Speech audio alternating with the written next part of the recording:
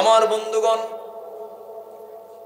আজকের সমাজের ভিতরে এমন কোনো পাপ নাই, এমন কোন অন্যায় নাই, এমন কোন হারাম কাজ নাই যা বাদ আছে। যারা ইতিহাস পড়েছেন, জাহেলি যুগের যারা ইতিহাস পড়েছেন, আইএমএ জাহেলিয়াতের যুগেও এমন কোন অপকর্ম ছিল না যে অপকর্মগুলো আজকের সমাজে আমরা দেখতে পাই, আমরা আগের ইতিহাসে পাই নাই।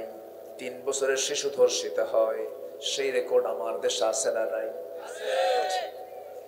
আমরা এমন শুনি নাই মরা লাশ কবর থেকে তুলে ধর্ষণ করা হয়, লাশ ফ্রিজে রেখে দিয়েছে, ফ্রিজে থাকা লাশ ধর্ষণ করা হয়। একটা মানুষকে মেরে ফেলার পরে 50 টুকরা 60 টুকরা করে তাকে দুনিয়া থেকে বিদায় করে দেওয়া হয়। এমন ইতিহাস তো আমরা আগের যুগে পাই নাই। মানুষ আজকে এত অসভ্যের চূড়ান্ত লেভেলে পৌঁছে গেছে। আল্লাহ রাব্বুল আলামিন বলছেন, বান্দা আমি তোকে কোন উদ্দেশ্যে পাঠালাম, তুই কোন উদ্দেশ্যে চলছিস দুনিয়ায়? আমি তোকে পাঠাইছি আমার দেখানো পথ অনুযায়ী তুই চলবি। আমি যে কিতাব দিয়েছি হেদায়েতকে তুই ফলো করবি, এই কিতাবকে তুই ফলো করবে, জীবনের সকল জায়গায় গাইডলাইন বানাবি। তুই যখন একটা কদম ফেলবি কোরআনকে মেনে চলবি, ইমানটা ঠিক মতো আনবি। আমার দেশে বহু ইমানদার আছে, ইমান নাই বা আছে এটার কোনো হিসাব নাই, কিন্তু জোর গলায় বলে ফেলে আমি একজন শক্ত ইমানদার। আছে না নাই বলেন? কিন্তু ইমানটা কি সে নিজেও বোঝে না। না আমি ইমান আলী, নাম কি? ইমান আলী। আমার বন্ধুগণ, আখিরি জামানে এমন একটা সময় আসবে যে সময় মানুষ সকালে ইমানদার হবে, বিকালে কাফের হয়ে যাবে। ইউসবিহু মুমিনান ওয়া ইউমসি কাফিরান। আমার দেশে বহু হাজী সাহেব আছে, যে হাজী সাহেবগুলো হজ করতে যায় আবার দেশে এসে মদের ব্যবসা করে। আসসালামু আলাইকুম ওয়া রাহমাতুল্লাহি ওয়া বারাকাতুহু। إن الحمد لله الأكرم الذي خلق الإنسان وكرم وعلمه من البيان ما لم يعلم، فسبحان الذي لا يحصى امتنانه باللسان ولا بالقلم. نشهد أن لا إله إلا الله وحده لا شريك له، ونشهد أن سيدنا وحبيبنا ومولانا محمدا عبده ورسوله الذي أرسله بالحق بشيرا ونذيرا وداعيا إلى الله بإذنه وسراجا منيرا. فقد قال الله تعالى في كلامه المجيد وفرقانه الحميد: أعوذ بالله من الشيطان الرجيم. بسم الله الرحمن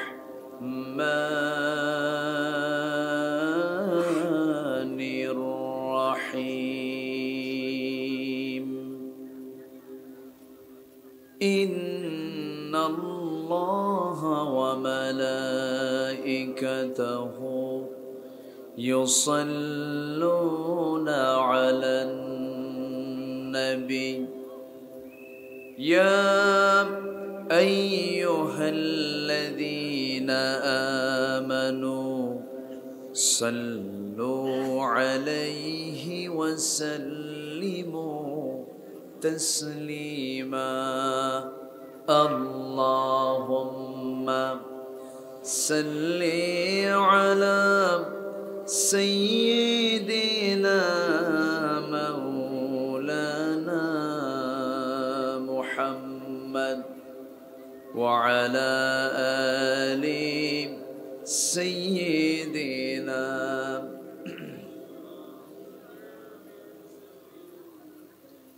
একটু মহব্বত দিয়ে নবীর প্রেমে মাতোয়ারা হয়ে জবান খুলে সবাই বলুন আল্লাহুম্মা সাল্লি আলা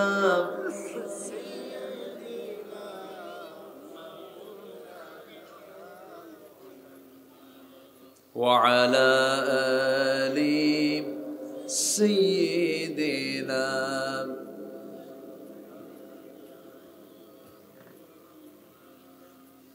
তায়েফের কথা ভেবে কাঁদে শুধু দুনয়ন এমন দরদি পেতে কাঁদে মন অনুক্ষণ কাঁদে মন অনুক্ষণ ওহুদে দাতাহারা আহমদ যখন লৌহ মাখা কিয়ামতে উঠবে তখন জিহাদ না করে কিভাবে দেখাবে তুমি চাঁদ চেহারা রূপে ওয়াতুল আল্লাহুম্মা সাল্লি আলা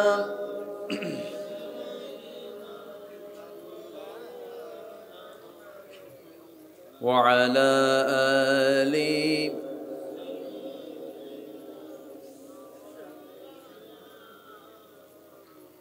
সবাই বলুন বালাগাল উলা বিকামালিহি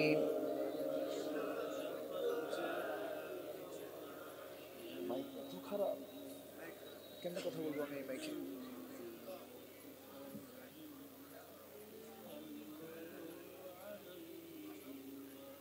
সূরতে ইউসুফ বিদারি হিকমতে লুকমান মা قاری قرآن باری یہ دل سادمان ما بلغ العلا بكماله كشف التجا بجماله حصنت جميع خصاله صلوا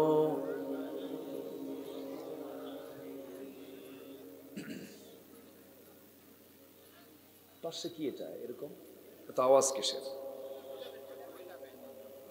শ্বাস সে কাম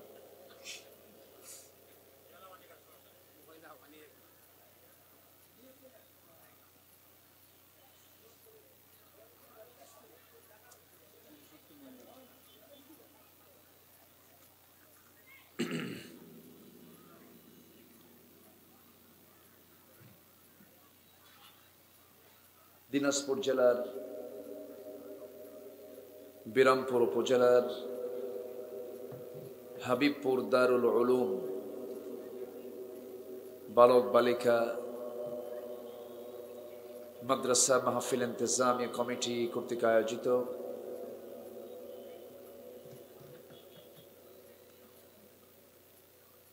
পাঁচজন দাওরায়ে হাদিস সমাপনী ছাত্রীদের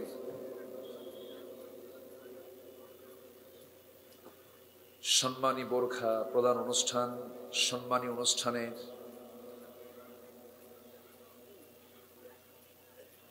এবং সাথে দিনের বেলা আয়োজিত তাফসীরুল কুরআন মাহফিল 2024 20 ফেব্রুয়ারি অনুষ্ঠিত আজকের এই মহৎ আয়োজনের সম্মানিত সুযোগ্য সভাপতি আজকের প্রোগ্রামের বরেণ্য সাহেবে সদর জনাব হাফিজ মাওলানা মতিউর রহমান আজকের এই প্রোগ্রামের বরেণ্য প্রধান মেহমান জনাব মাওলানা আব্দুল ওয়াহাব সাহেব, প্রধান অতিথি মাননীয় সংসদ, বিশেষ অতিথি মাননীয় মেয়র মহোদয়, আমার পূর্বে কথা বলেছেন নন্দিত আলেমে দ্বীন জনাব ইমরান হোসেন নোমানী, উপস্থিত হযরত উলামায়ে কেরাম, ফদলায়ে ইজম, সুশীল সমাজ, জাতির শ্রেষ্ঠ সন্তান, শিক্ষক মণ্ডলী, আজকের মাহফিলের প্রধান আকর্ষণ, যাদেরকে নিয়ে আজকের এই সাজানো গোছানো বর্ণাঢ্য আয়োজন, তাওহীদের পতাকাবাহী, কালেমার ঝান্ডাবাহী, দ্বীন ইসলামের নরসারদুল বীর মুজাহিদ, প্রাণ প্রিয় সম্মানিত দ্বীনি ভাইরা, আড়ালে বসে আছেন শ্রদ্ধেয়া সম্মানিতা মা বোনেরা। আলোচনার সূচনায় আনুষ্ঠানিকতার মধ্য দিয়ে আমার পক্ষ থেকে আবারও দিল খোলা সালাম, আসসালামু আলাইকুম ওয়া রাহমাতুল্লাহি ওয়া বারাকাতুহু।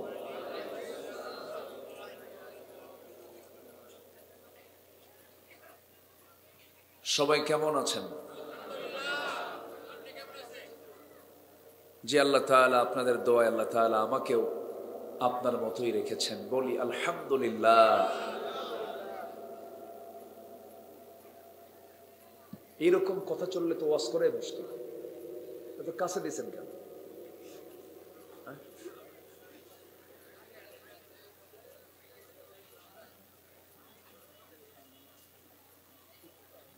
মহান রব্বুল আলামিনের শুকরিয়া,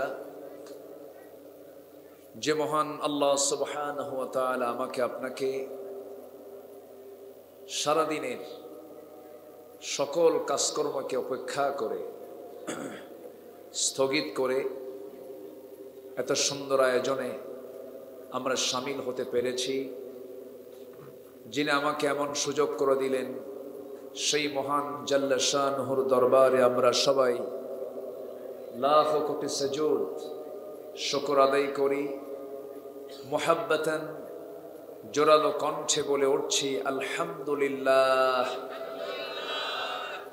আবারও বলছি আলহামদুলিল্লাহ। চিৎকার মেরে বলছি আল্লাহুম্মা ইন্নী আসআলুকা আল হুদা ওয়াত তুকা ওয়াল আফাফা ওয়াল গিনা। সবাই বলি আল্লাহুম্মা লাকা আসলামতু ওয়া বিকা আমানতু ওয়া আলাইকা তাওয়াক্কালতু ওয়া ইলাইকা আনাবতু ওয়া বিকা খাসামতু। আমরা আল্লাহ তাআলার শুকর আদায় করে নিলাম।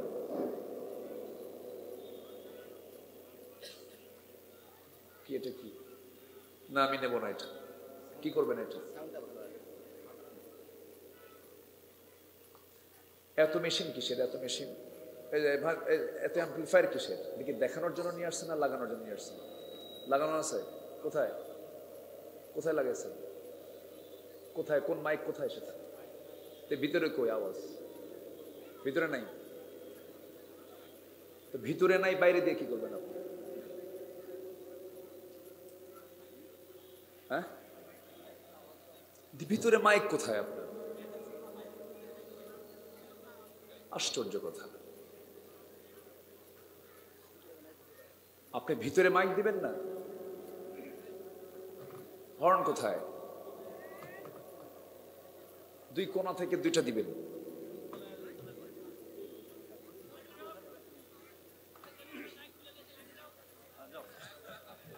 থামেন, আমি বলি।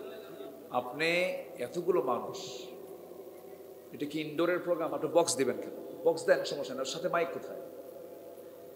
তো মাইক দিবেন না ভিতরে? ভিতরে কই মাইক?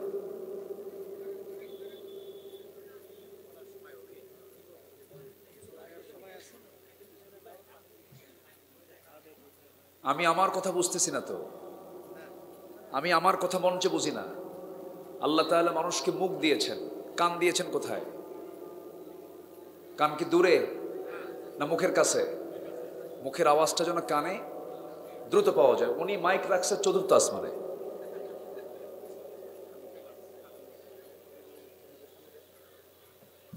একটা মাহফিলের প্রাণ হলো মাইক, এটা সেটিং বুঝতে হবে। তো মানুষ সবার কানে, আমার কানে, মঞ্চে যারা আছে সবার কানে যেন ভালোভাবে আওয়াজটা যায়। এটা কি করবেন? এটা কি এটা কি এটা কি এটা দিলে কি হবে? বেশি হবে। কোথায় বেশি হবে? মাইকটা কোথায়? বক্সটা কোথায়? অত দূরে কেন? আপনার কান কোথায়? আপনার মুখের সাথে কান কোথায় আপনার?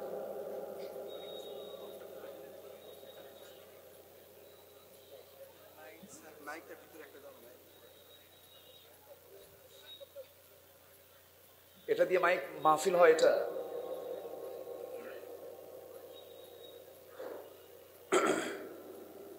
সম্মানিত হাজির, এটা কি করবেন? এটা এটা সরান।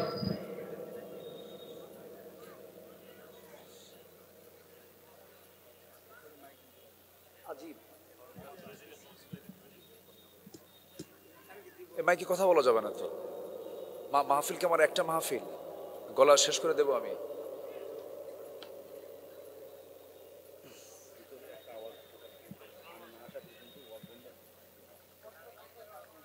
চতুর্দিক থেকে দুই কোণা থেকে দুটা মাইক দিবে, কাছ থেকে সবাই যেন শুনতে পায়।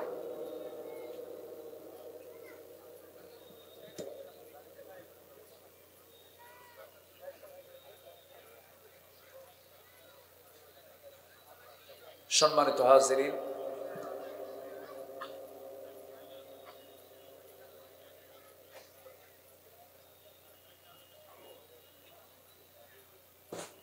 খেলোয়াড় খুব ভালো, কিন্তু ফুটবলে পাম্প নাই, কি করবেন আপনি? ক্রিকেটার ভালো খেলে কিন্তু ব্যাট ফাটা। কৃষক খুব শক্তিশালী কিন্তু কাশি ধান নাই।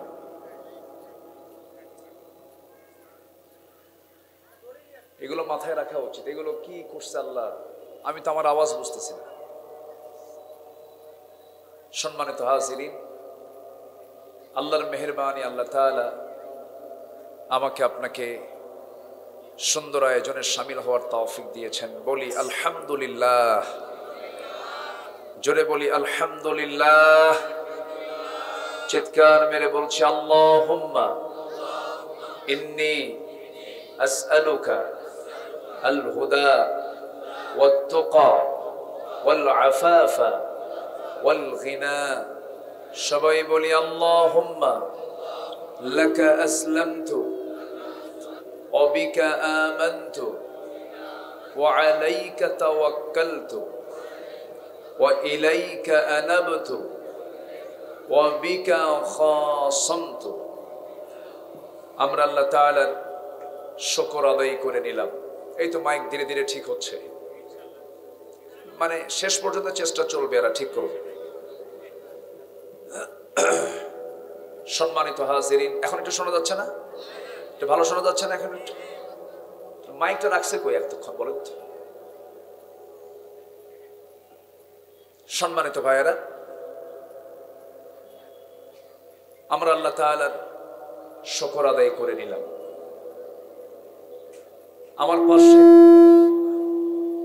আমার পাশে যে মা বোন বসে আছেন, মেহেরবানি করে আমি তাদের কাছে করজোরে মিনতি জানাই, মেহেরবানি করে, এটা অন্য কোনো জায়গা নয়, এটা হলো কোরআনে কারীমের মাহফিল। এটা একটা ইবাদতের জায়গা। কিসের জায়গা বলেন তো? ইবাদতের জায়গা। আমরা কিন্তু এখানে ইবাদত করতে এসেছি। কোরআন শুনতে আসা এটা ইবাদতের কাজ, গুরুত্বপূর্ণ কাজ। এবং এই জায়গায় আসলে আল্লাহ তাআলা দুটা হুকুম ফলো করতে বলেছেন। কয়টা হুকুম? দুইটা হুকুম। আল্লাহ রাব্বুল আলামিন বলেন, فَإِذَا قُرِئَ الْقُرْآنُ فَاسْتَمِعُوا لَهُ وَأَنصِتُوا لَعَلَّكُمْ তুরহামুন। যখন তোমাদের সামনে কোরআনে কারীমের আলোচনা হয়, সেই সময় তোমরা দুটো হুকুম ফলো করো। একটা হলো ফাসতামিউ লাহু, মনোযোগ দিয়ে শোনো। এই হুকুমটা কি মোল্লার না আল্লাহর? ফাসতামিউ লাহু, তা মনোযোগ দিয়ে শোনো। ওয়া আনসিতু, এবং চুপ থাকো। তাহলে শোনা এবং চুপ থাকা, এই হুকুমটা কোরআনে কে দিয়েছেন? মাহফিলে এসে দুটা নিয়ম যে লঙ্ঘন করবে, সে কিসের বিধান লঙ্ঘন করলো? কোরআনের বিধানকে লঙ্ঘন করলো। এখন মাদের তো গল্প বন্ধ করা কঠিন, মাদের এই জন্য একটু দূরে রাখতে হয়, কারণ পুরুষের চাইতে মেয়েরা একটু বেশি কথা বলে। এক কথা বারবার বলতে তারা ভালোবাসে। সারাদিন পুরুষ কথা বলে 2000 শব্দ, আর মেয়েরা কথা 1000 শব্দ। ঠিক আছে না? তো মেয়েরা কথা বেশি বলবে, এটাই স্বাভাবিক। আল্লাহ তাআলা মেয়েদেরকে কথা বলার এই সুযোগটা বেশি দিয়েছেন, কারণ সন্তান লালন পালনে মেয়েরাই অগ্রগামী, পুরুষরাই দায়িত্ব পালন করতে পারে না। আর বাচ্চা কাচ্চা লালন পালন করতে গেলে কথা কম বলতে হয় না বেশি বলতে হয়? একটা কথা বারবার বলতে হয়, বাবা শোনো, বাবা থামো। একটা কথা বারবার বারবার বলতে হয়। মার বিরক্তি নাই, মা বারবার বলতেছেন। কিন্তু এই সন্তান লালন পালনের দায়িত্ব যদি আল্লাহ তাআলা, মানে মাশাআল্লাহ, যদি আমরা দায়িত্ব পালন করতাম তাহলে কি অবস্থা হতো বলেন তো? বাচ্চা কোলে নিয়ে বলতাম, বাবা থাম, বাবা থাম। মা তো সারাদিন বলে, কিন্তু আমরা 3 বারের বেশি কি বলতে পারবো? বাবা থাম, বাবা থাম, থাম। কথা বলছেন? এই ধমকের ঠেলায়, মানে ধমকও খাইলো আবার আসরও খাবে। পুরুষ মানুষ কথা কম বলে, মেয়েরা একটু কথা বেশি বলে। এটা আল্লাহ তাআলা মেয়েদের জন্য লেবেল করে দিয়েছেন।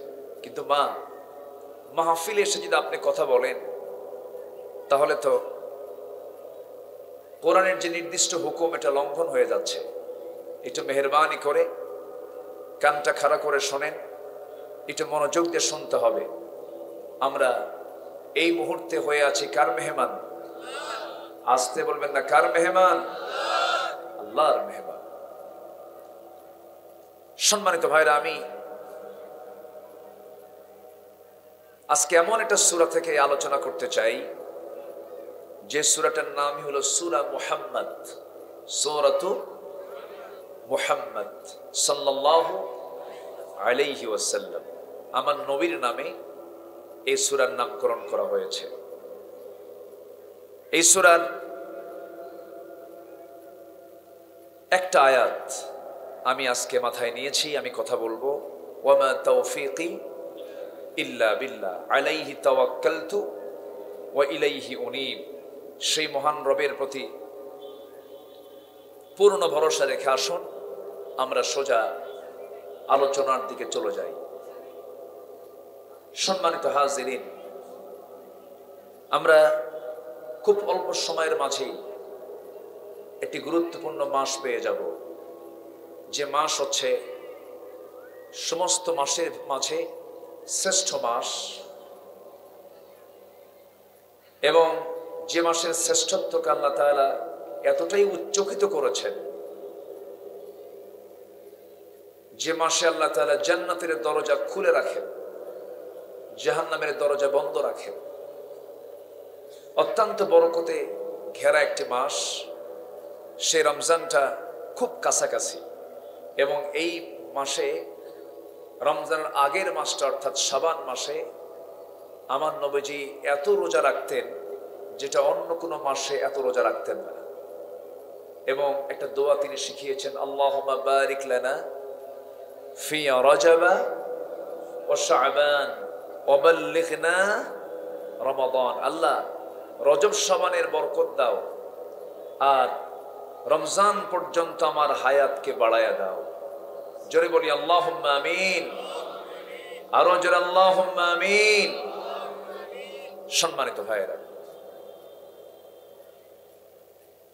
মহান রব্বুল আলামিন যে মাসটাকে এত দাম দিলেন, কেন দাম দিলেন?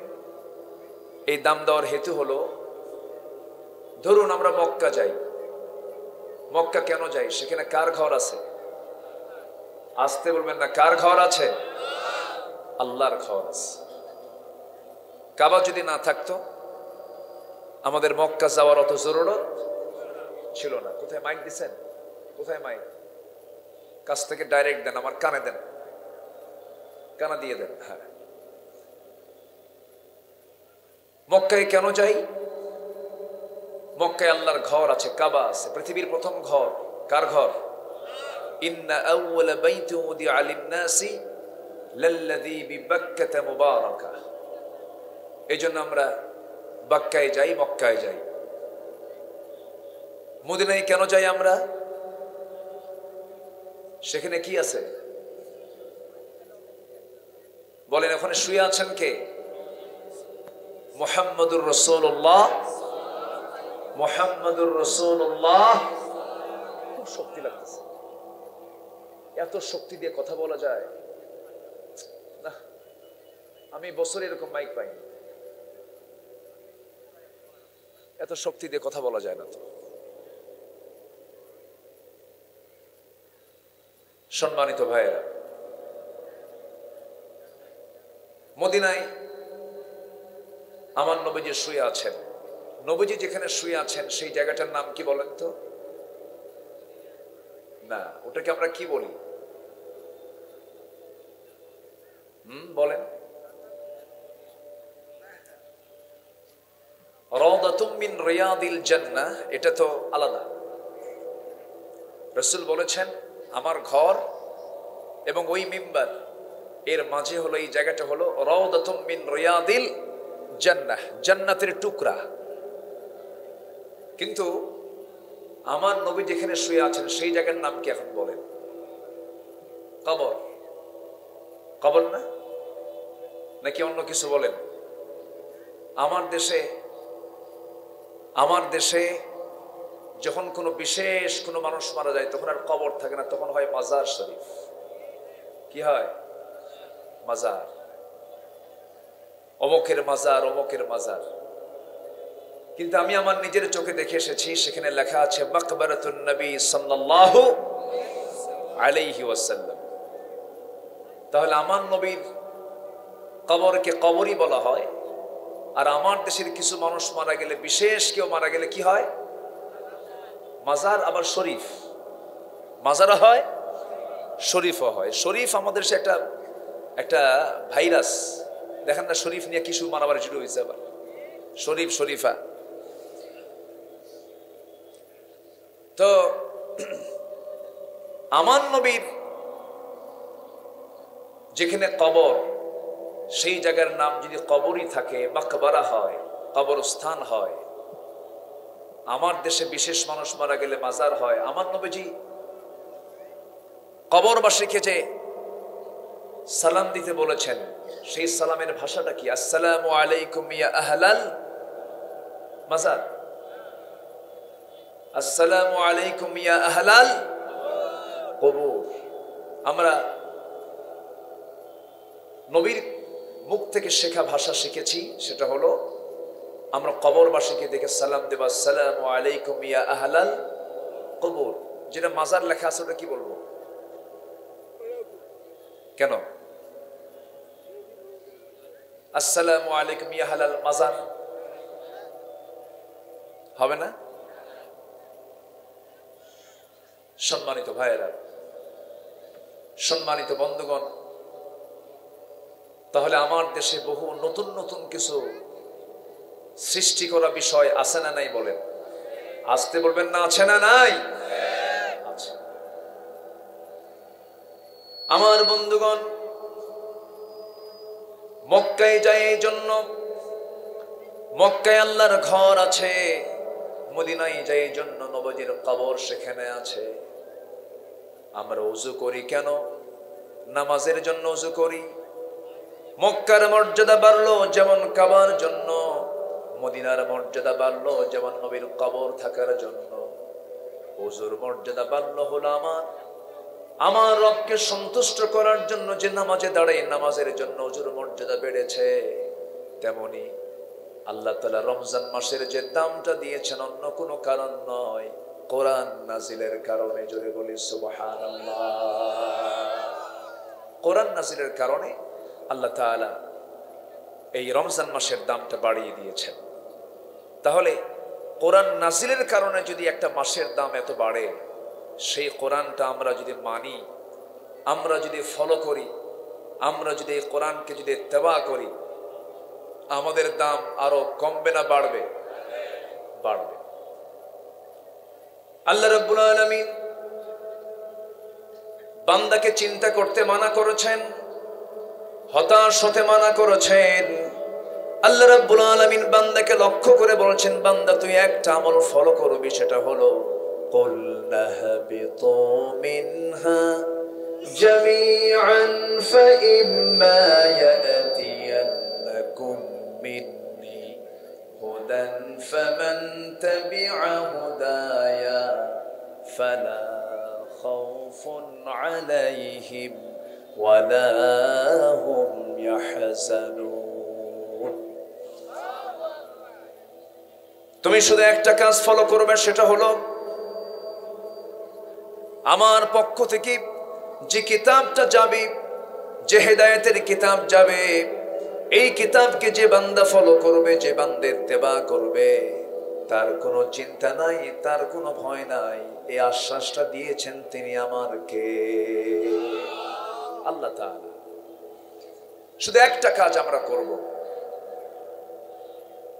এই কিতাবকে শুধু আমরা ফলো করব, যা বলবে আমি তাই বলবো, আমাকে যে হুকুম করেছে সেই হুকুমটা আমি ফলো করব। কিন্তু আমার দেশে বহু মুসলমান আছে যারা নামাজ পড়তে রাজি আছে, রোজা রাখতে রাজি আছে, হজ করতে রাজি আছে, মসজিদ মাদ্রাসা দান সদকা করতে রাজি আছে, কিন্তু কোরআনের যে আহকাম, কোরআনে কারীমের মধ্যে যে আল্লাহ তাআলা কিছু হুকুম দিয়েছেন, কিছু আইন দিয়েছেন, ফৌজদারি দণ্ডবিধি দিয়েছেন, এর মধ্যে বিচার দিয়েছেন, আদালত চলতে পারে এমন কিছু বিধান দিয়েছেন, এগুলোকে মানতে চায় না। আসতে বলবেন না, আছে না নাই? আছে। একটা বিষয় মাথায় রাখতে হবে, কোরআন কিন্তু গতানুগতিকভাবে অন্য কোন ধর্মগ্রন্থের মতো একটা শুধু ধর্মগ্রন্থ নয়। এটা মানব জীবনের দোলনা থেকে শুরু করে নিয়ে মৃত্যু পর্যন্ত মানুষের প্রত্যেকটি জায়গার, প্রত্যেকটি সেক্টরের সকল সমস্যার সমাধান নিশ্চিত করার জন্য আল্লাহ তাআলা এই কোরআনটা নাজিল করেছেন। জোরে বলি সুবহানাল্লাহ। সকল সমস্যার সমাধান। তাহলে এখানে তো রাষ্ট্রবাদ পড়ছে নাকি? রাষ্ট্র আছে না নাই? ব্যাংক বিমা আছে না নাই? প্রশাসন ক্যান্টনমেন্ট আছে না নাই? প্রতিরক্ষা আছে না নাই? তাহলে কোরআন দিয়ে নামাজ চলবে, কোরআন দিয়ে ধর্মীয় কিছু আনুষ্ঠানিক ইবাদত সম্পূর্ণ আমরা চালাতে পারবো, ঠিক আছে, কিন্তু কোরআন দিয়ে কি সচিবালয় চলতে পারে না? আসতে বলে, কোরআন দিয়ে সচিবালয় চলতে পারে না? কোরআন আমরা শুধু দেখতে পাচ্ছি আজকে কাগজের পাতায়, কোরআন আজকে আছে হলো কিতাবে, আর মুসলমান গেছে কবরে। মুসলমান গেছে কোথায়? কবরে। কোরআন কোরআনের জায়গা আছে, কিন্তু আমরা মুসলমান তো আর মনে হয় না যে দুনিয়াতে আছি। তাই যদি না হয়, বলুন তো, আমরা যে সমাজে বসবাস করি এটা কি আমরা ইসলামী সমাজ বলতে পারবো? কিন্তু বসবাস করে কারা? আসতে কয় বসবাস করে কারা? কিন্তু ইসলামী সমাজ বলা যাচ্ছে না। কারণ ইসলামী সমাজের এক নম্বর বৈশিষ্ট্য হলো সেই সমাজে হারাম কাজ করা খুব কঠিন হবে, আর হালাল কাজ করা খুব সহজ হবে। কিন্তু আজকের সমাজে হালাল কাজ কঠিন না হারাম কাজ কঠিন? বলেন। হালাল কাজ করা, ভালো কাজ করা কঠিন, মন্দ কাজ করা সহজ। সম্মানিত ভাইয়েরা, আজকের এই গোটা পৃথিবীর দ্বিতীয় বৃহত্তম মুসলিম জনপদ বাংলাদেশের এই 18 কোটি মুসলমানের দেশে, যেটাকে আল্লাহ তাআলা আজ থেকে 1500 বছর আগে নিষিদ্ধ করলেন, হারাম করে দিলেন। যেরকম মদকে আল্লাহ তাআলা হারাম করেছেন, এই মদ আজকে হারাম না 1.5 বছর আগে হারাম? 1500 বছর আগে হারাম। কয় হাজার বছর আগে? 1500 বছর আগে হারাম। সেই মদ আমার দেশে হালাল না হারাম? আস্তে কয়, হালাল না হারাম? হালাল। হালাল বললাম এই জন্য, কারণ গতকালকে আমার মাহফিল ছিল হলো যশোরে, বৃহত্তর যশোরের চুয়াডাঙ্গায়, কুষ্টিয়ার চুয়াডাঙ্গায় দর্শনায় একটা মদের ফ্যাক্টরি আছে, কেরুয়ন কম আছে না? আচ্ছা, সেখানে মদের প্রোডাকশন হয়, মদ বিক্রি হয়, এবং সেই মদ বিক্রি করে লাভও হয়। আলহামদুলিল্লাহ, কেউ তো কিছু কয় না। তাহলে আমরা মুসলিম দেশ, মুসলমান বসবাস করি, আমার দেশে মদের ফ্যাক্টরি আছে, সেখান থেকে মদ তৈরি হয়, মদ বিক্রি হয়, এবং সেই মদ বিক্রি করে জমজমাট ব্যবসাও হয়। সম্মানিত ভাইয়েরা, অথচ আল্লাহ তাআলা এই মদকে হারাম করেছেন কত আগে। তাহলে আমরা মুসলমান, আমরা মদের ফ্যাক্টরি দিয়ে বসে আছি, আমরা মুসলমান মদের লাইসেন্স দিয়ে বসে আছি, আমরা মুসলমান বেশ্যাবৃত্তির লাইসেন্স দিয়ে বসে আছি, আমরা মুসলমান সুদের দোকান নিয়ে বসে আছি। আছে না নাই? তাহলে বলেন, আমরা কি এটা ইসলামী সমাজ বলতে পারি? কিন্তু আমরা কি? ওরে বাপরে, ঠিক আছে না? আমরা কিন্তু মুসলমান। আমার ভাইরা, একটু কান লাগাবেন। সূরাত মুহাম্মদ আয়াত নাম্বার 12, আল্লাহ রাব্বুল আলামিন এই জায়গায় জান্নাত কারা পাবে, জাহান্নাম কারা পাবে, একদম সুন্দর করে ক্লিয়ার করে কথাটা বলে দিয়েছেন। ইন্নাল্লাহা ইউদখিলুল্লাযীনা আমানু ওয়া আমিলুস সালিহাতি তাজরি জান্নাতিন তাজরি মিন তাহতিহাল আনহার ওয়াল্লাযীনা কাফারু ইয়াতামাত্তাউন ওয়া ইয়াকুলুনা কামা তা'কুলুল আন'আম ওয়ান নারু মাসওয়ান লাহুম। জোরে বলুন আল্লাহু আকবার।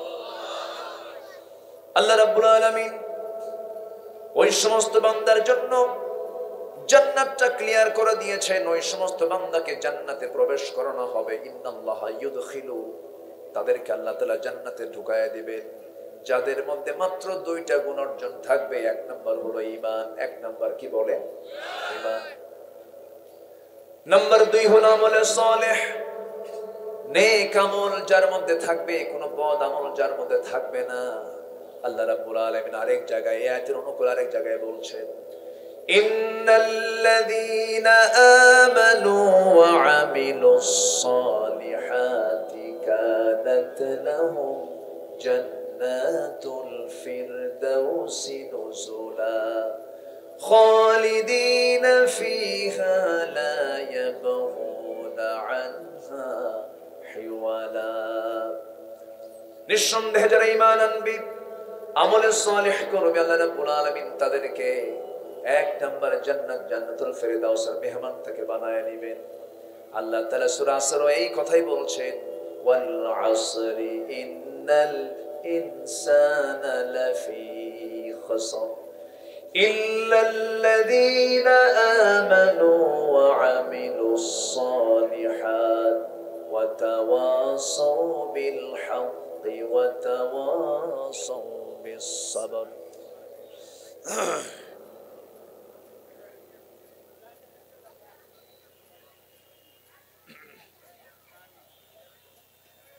মাইক, আল্লাহ,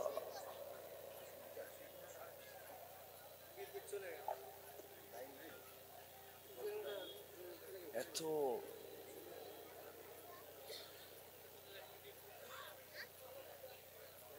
মাইক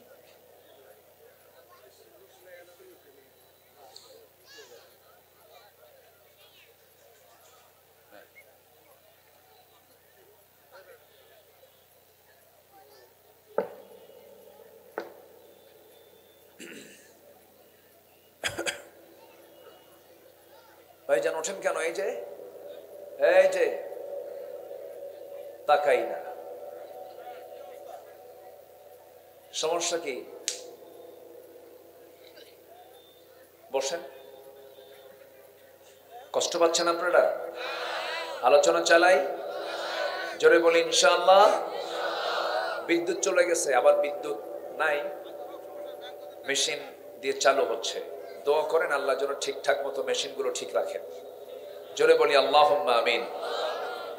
জি, নামাজ পড়েন তো নাকি? জোহর নামাজ পড়ছেন? পড়ে নাই। বেশি ওয়াজ শোনে কে বলেন তো? মাইকলে শোনে না বেশি ওয়াজ? নামাজ পড়ে নাই জোহরের। নামাজ পড়া দরকার আছে না? জি, আমরা মাইকলার জন্য দোয়া করি, আল্লাহ তুমি তাকে আগে ভালো করো, আরে নামাজি বানাও। জোরে বলি আমিন। সম্মানিত ভাইয়েরা, আমার দিকে তাকান।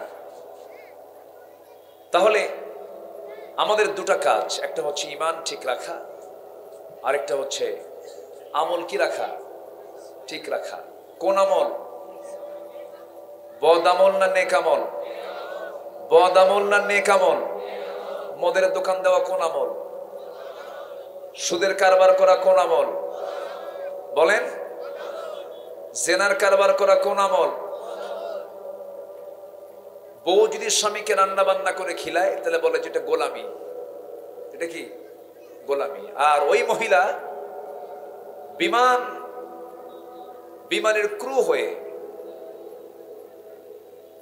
বিমানবালা হয়ে দুনিয়ার পুরুষকে খাবার খাওয়াবে, ওটা হলো সার্ভিং করা। ওটা কি করা? সার্ভিং করা। তাহলে পরপুরুষকে খাওয়া হলো সেবা, আর বউকে খাওয়ানো হলো কি? স্বামীকে খাওয়ানো কি? গোলামি।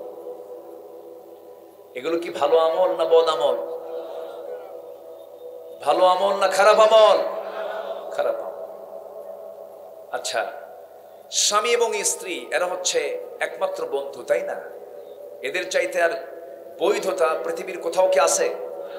স্বামী স্ত্রীর সম্পর্ক ছাড়া অন্য কোন নারী পুরুষের সম্পর্ক কি ইসলাম এলাও করে না? তাহলে যেই যে ভিন্ন জগৎ, অন্য জগৎ, আর কি আছে? দুঃস্বপ্ন, সুস্বপ্ন, এই যে আছে গে, এইগুলোতে যায় কারা? স্বামী বউ যায় বেশি। কারা যায়? জান্নাতের হুর পরীরা। কারা যায়? কি সম্পর্ক বলেন? এই যে নারী পুরুষ যে এক জায়গায় হলো, এটা কি ভালো আমল না বদ আমল? বলেন। খারাপ আমল। আমার বন্ধুগণ, আজকের সমাজের ভিতরে এমন কোন পাপ নাই, এমন কোন অন্যায় নাই, এমন কোন হারাম কাজ নাই যা বাদ আছে। যারা ইতিহাস পড়েছেন, জাহেলি যুগের যারা ইতিহাস পড়েছেন, আইএমএ জাহেলিয়াতের যুগেও এমন কোন অপকর্ম ছিল না যে অপকর্মগুলো আজকের সমাজে আমরা দেখতে পাই, আমরা আগের ইতিহাসে পাই নাই। 3 বছরের শিশু ধর্ষিত হয়, সেই রেকর্ড আমার দেশে আছে না নাই? আমরা এমন শুনি নাই মরা লাশ কবর থেকে তুলে ধর্ষণ করা হয়, লাশ ফ্রিজে রেখে দিয়েছে, ফ্রিজে থাকা লাশ ধর্ষণ করা হয়। একটা মানুষকে মেরে ফেলার পরে 50 টুকরা 60 টুকরা করে তাকে দুনিয়া থেকে বিদায় করে দেওয়া হয়। এমন ইতিহাস তো আমরা আগের যুগে পাই নাই। মানুষ আজকে এত অসভ্যের চূড়ান্ত লেভেলে পৌঁছে গেছে। আল্লাহ রাব্বুল আলামিন বলছেন, বান্দা আমি তোকে কোন উদ্দেশ্যে পাঠালাম? তুই কোন উদ্দেশ্যে চলছিস দুনিয়ায়? আমি তোকে পাঠাইছি আমার দেখানো পথ অনুযায়ী তুই চলবি। আমি যে কিতাব দিয়েছি হেদায়েতকে তুই ফলো করবি, এই কিতাবকে তুই ফলো করবে, জীবনের সকল জায়গায় গাইডলাইন বানাবি। তুই যখন একটা কদম ফেলবি, কোরআনকে মেনে চলবি, ইমানটা ঠিক মতো আনবি। আমার দেশে বহু ইমানদার আছে, ইমান নাই বা আছে এটার কোনো হিসাব নাই, কিন্তু জোর গলায় বলে ফেলে আমি একজন শক্ত ইমানদার। আছে না নাই বলেন? কিন্তু ইমানটা কি সে নিজেও বোঝে না। না আমি ইমান আলী, নাম কি? ইমান আলী। আমার বন্ধুগণ, আখিরি জামানে এমন একটা সময় আসবে যে সময় মানুষ সকালে ইমানদার হবে, বিকালে কাফের হয়ে যাবে। ইউসবিহু মুমিনান ওয়া ইউমসি কাফিরান। আমার দেশে বহু হাজী সাহেব আছে, যে হাজী সাহেব গুলো হজ করতে যায় আবার দেশে এসে মদের ব্যবসা করে। আছে না নাই? আবার সারা বছর আকাম কুকাম কইরা রমজান মাস আসলেই সব বাদ দেয় এক মাসের জন্য। বলে যে 11 মাস তো আকাম কুকাম করছি, এই এক মাস কিছু হুজুর ভাড়া করে। হুজুর ভাড়া করে বলে, হুজুর চলেন এই এক মাস আর দাড়িতে হাত দেবো না, দাড়িও কাটবো না, চলেন আমরা একটু ওমরায় যাই। শুনেছি মক্কা মুকাররমায় নামাজ পড়লে অন্যান্য মসজিদের চাইতে 1 লক্ষ গুণ সওয়াব প্রতি রাকাতে বেশি। তাহলে এই চান্স আর বাদ দেবো কেন? 11 মাস তো নামাজ পড়ি না, অন্তত এটা দিয়ে একটু আগায় নেই। হুজুর ভাড়া করে নিয়ে চলে গেল। মাসখানেক থাইকা চোখের পানি ফেলে সবে কদর, কিয়ামুল লাইল সহ, তারাবি সহ, শেষ 10 দিনে ইতিকাফ সহ চোখের পানি ফেলা কান্দা কুন্দা ধুয়ে মুছে সাফ হয়ে তওবা করে এসে দেশের মাটিতে পড়ার পর ঈদের দিন বিকেল বেলা 2 বোতল খায়া শীত হয়ে পড়ে আছে। এরকম টাইপের মুসলমান আমার দেশে আছে না নাই? যে নেতা মদের বোতল হাতে নিয়ে চলে, যে নেতা তোমার হাতে মদের বোতল তুলে দেয়, যে নেতা নারী নাচায়, যে নেতা তোমাকে চরিত্রহীন বানায় ফেলে, ওই সমস্ত নেতার মুখে আমরা জুতা মারি। রাজি আছেন কারা কারা? হাত উঁচু করে দেখান মুসলমান।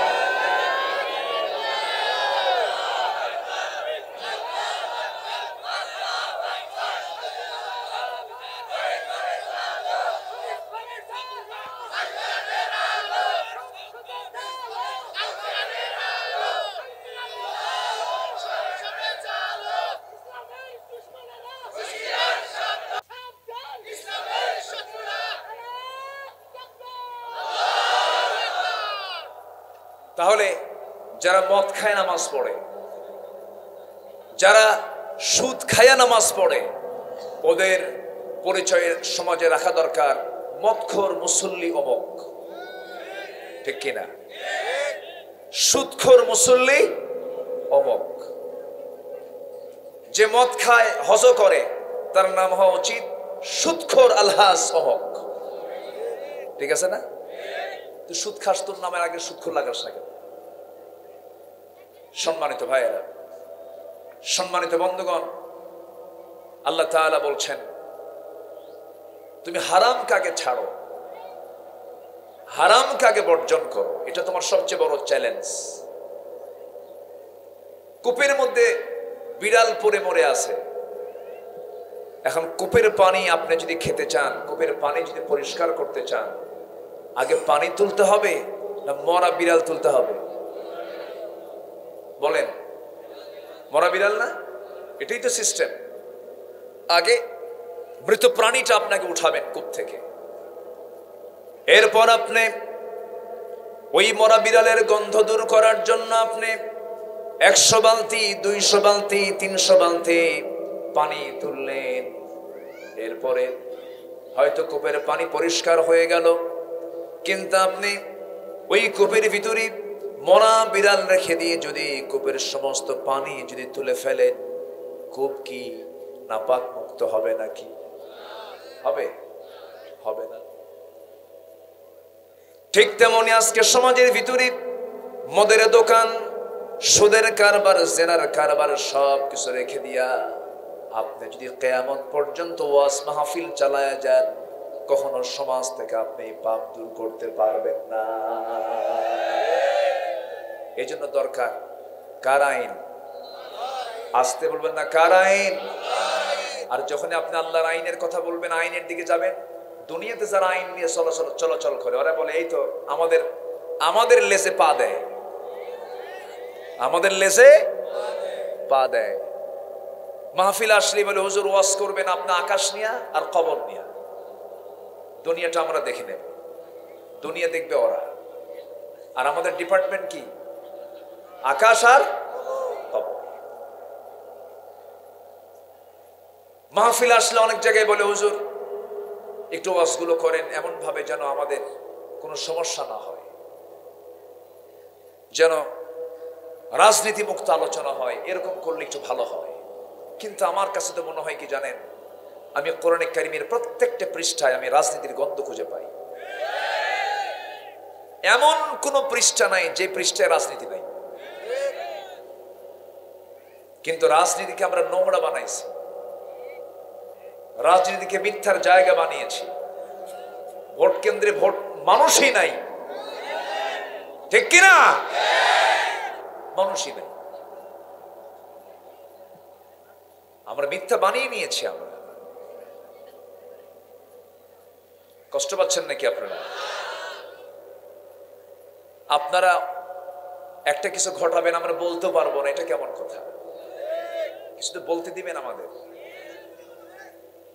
কারণ থামেন, কারণ একটা স্বাধীন দেশের গণতান্ত্রিক রাষ্ট্রের বৈশিষ্ট্য হলো সরকার ভুল করবে, জনগণ সেই ভুল ধরে দেবে।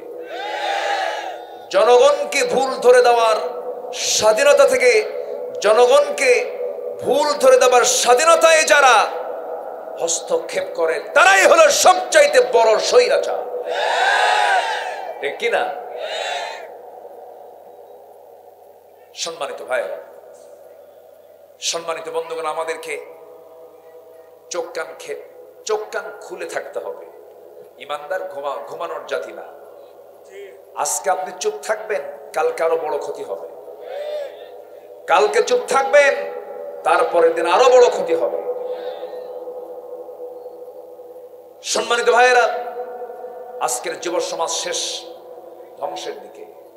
সবার হাতে মাদক দ্রব্যগুলো সহজে পৌঁছায় দিতে পেরেছে তারা। শিক্ষা শরীফ থেকে শরীফা। শিক্ষা কি? শরীফ থেকে শরীফা। ক্লাস 10-এর সিলেবাসের সামাজিক বিজ্ঞান বইয়ের ভিতরে ফিলিস্তিনের মানচিত্র না দিয়ে ইসরায়েলের মানচিত্র দিয়েছে। আমরা কি ফিলিস্তিনের লোক না ইসরায়েলের লোক? আমাদের বন্ধু কারা? ইহুদি না মুসলমান? তো অবৈধ ইসরায়েলের মানচিত্র কেন আমার দেশের শিক্ষার সিলেবাসে? কথা আছে না নাই? আচ্ছা, এখান থেকে প্রমাণ হয় কিছু নাস্তিক, ঘাপটি মারা কিছু বদমাইশ যে আমাদের সবার দুশ্মন, আছে না নাই? এরা আছে না? এরা আছে। সমকামী থেকে প্রমোট করছে। সমকামী তো হোমোসেক্স, অর্থাৎ পুরুষ পুরুষকে বিয়ে করবে। বাচ্চা হবে? আস্তে কয় বাচ্চা হবে? হবে না। নারী নারীকে বিয়ে করবে, বাচ্চা হবে? তাহলে এই সম্পর্কের ভিত্তি কি? এই যে বিকৃত যৌনাচার, যা কুত্তার মধ্যেও নাই, যা শুয়ারের মধ্যেও নাই। আমেরিকা, ইউরোপের বহু দেশে সমকামিতাকে আইন আকারে পাশ করেছে। ভারতেও চেষ্টা চলছে। কি সমস্যা কি?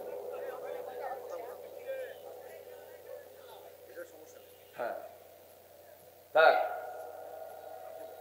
তাহলে সমকামিতাকে প্রমোট করছে, অথচ আবার এর মধ্যে আবার কিছু ভালো মানুষও আছে। ব্রিটেনের প্রধানমন্ত্রী, প্রেজেন্ট ওয়ার্ল্ডের এই বর্তমান বিশ্বের যে ব্রিটেন, ইউকে, ইউনাইটেড কিংডম, ইংল্যান্ডের প্রধানমন্ত্রী ভারতীয় বংশোদ্ভূত ঋষি সোনাক। তিনি বলেছেন, a man is a man, A women is a women, that's just a common sense. একটা পুরুষ একটা পুরুষ, একটা নারী একটা নারী, এটা বোঝার জন্য বুদ্ধিজীবী হওয়া লাগে না, কমন সেন্সই যথেষ্ট। সম্মানিত ভাইয়েরা, আমার দেশের কিছু সমকামিতার ধ্বজাধরীরা ওরাও চাচ্ছে দেশকে সমকামীর এটা সমকামিতাকে কেমনে প্রমোট করা যায় এর জন্য জোর চেষ্টা চালাচ্ছে একটা কুচক্রী মহল। আমাদের সতর্ক থাকার দরকার আছে না নাই? আসতে বলবেন না, আছে না নাই? এগুলো নেকামল না বদামল? এগুলো কি নেকামল না বদামল? বদামল। সমকামিতার ফলাফল কি? আল্লাহ তাআলা কওমে লূতকে একদম মাটির সঙ্গে গেড়ে দিয়েছেন।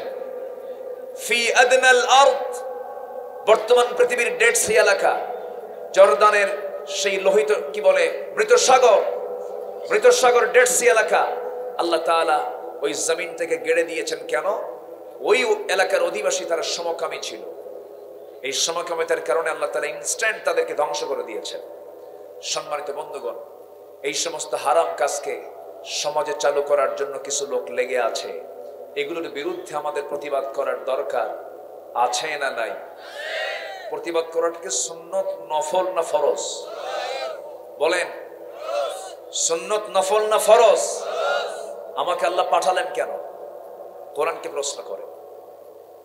আল্লাহ রাব্বুল আলামিন বলেন, কুনতুম খায়রা উম্মাতিন উখরিজাত লিন-নাস তা'মুরুনা বিল মা'রুফি ওয়া তানহাউনা 'আনিল মুনকার। তোমরাই শ্রেষ্ঠ জাতি, তোমাদেরকে মানুষের কল্যাণের জন্য পাঠানো হয়েছে। তোমরা কি করবে? সৎ কাজের আদেশ দেবে, অসৎ কাজের বাধা প্রদান করবে। যেখানে হারাম, হারাম কাজের বিরুদ্ধে দাঁড়িয়ে যাবে সামনে। মুসার লাঠি হাতে নেবে, ফেরাউনদেরকে মোকাবেলা করবে। আমার দেশের অধিকাংশ খতিবরা, অধিকাংশ ওয়াইজরা শুধু মরা ফেরাউনের ওয়াজ করে, তাজা ফেরাউনের ওয়াজ করে না। আসল ফেরাউন তো মরেই গেছে। ওর ইতিহাস শুনে আমরা কি করবো? এখন তাজা ফেরাউন নেই। আজ থেকে মানে তাজা ফেরাউন আছে না নাই? ফেরাউন ছিল জালিম, এখন দুনিয়াতে জালেম নাই তো? আছে না নাই? সম্মানিত ভাইয়েরা,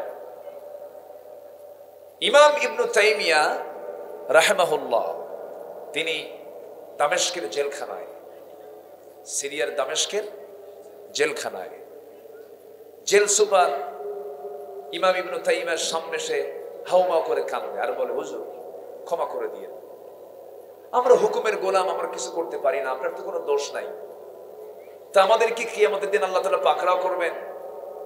ইমাম ইবনু তাইমিয়া বললেন, জেল সুপার আমার কাছে মাফ চান, আপনি আমার কাছে ক্ষমা চান। আপনাদের মতো লোক থাকার কারণে জালিমরা জুলুম করার সাহস পায়। আসেন এরকম টাইমের কিছু লোক আছে না আমাদের কাছে এসে হাউমা করে কান্দে, হুজুর আপনারা খুব ভালো মানুষ, কি করব হুজুর, উপায় তো নাই, হুকুমের গোলাম। সম্মানিত ভাইয়েরা, পার পাওয়ার কোন সুযোগ নাই। সৈয়দ আহমদ ইবনে হাম্বল বাগদাদের জেলখানায়, তাকেও প্রশ্ন করা হয়েছে। আহমদ ইবনে হাম্বল বললেন, হাসতে হাসতে ফাঁসির মঞ্চে যাব, বাতিলের সামনে মাথা নত করব না। ইমাম মালিককে মেরে মেরে রক্তাক্ত করে দেওয়া হয়েছে।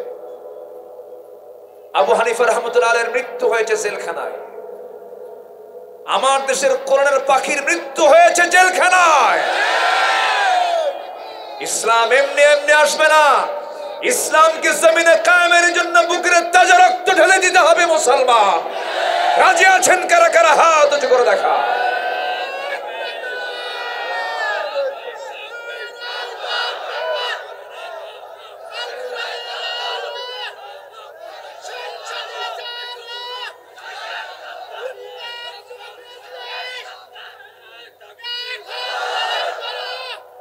আল্লাহ কবুল করুন।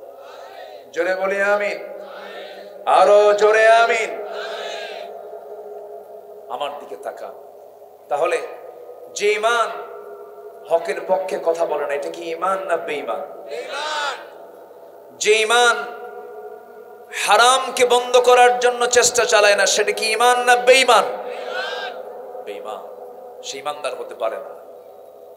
মদ আজকে অ্যাভেলেবেল হয়ে গেছে। নাইট ক্লাবে গিয়ে যারা সারা রাত মদ খায় আর আড্ডা মারে, এখানে কোনো মুফতি যায়? এখানে কোনো মাওলানা যায়? এখানে হাফেজা কোরআন যায়? কারা যায়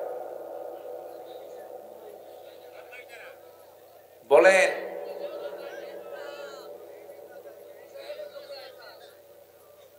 তাহলে মদকে রাসূল বললেন আল খামরু উম্মুল খাবাইস, মদ হলো সমস্ত পাপের মা। সমস্ত পাপের কি মা? মদ সমস্ত পাপের মা। অর্থাৎ চুম্বক যদি কোথাও রাখেন, চুম্বক যেখানে থাকবে আশপাশে যত লোহা আছে সব কোথায় আসবে? ও টেনে নেবে।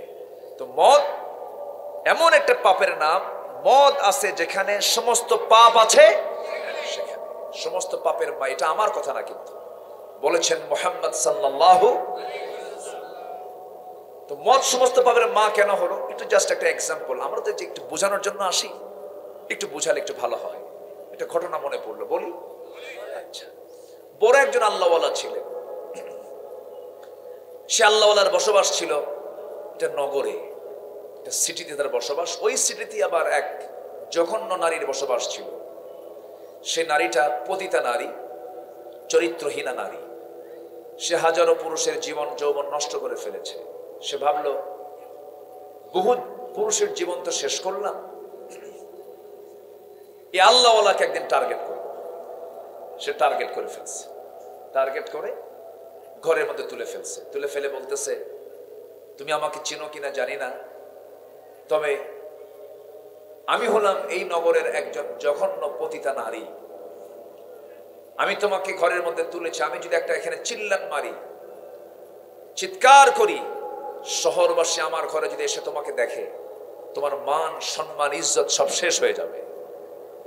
তো তুমি কি এখান থেকে বাঁচতে চাও? আল্লাহর ওলি বলছে, অবশ্যই। তুমি আমাকে এই ফিতনায় ফেলে দিও না, আমি তো বাঁচতেই চাই। শর্ত আছে। কি কি শর্ত?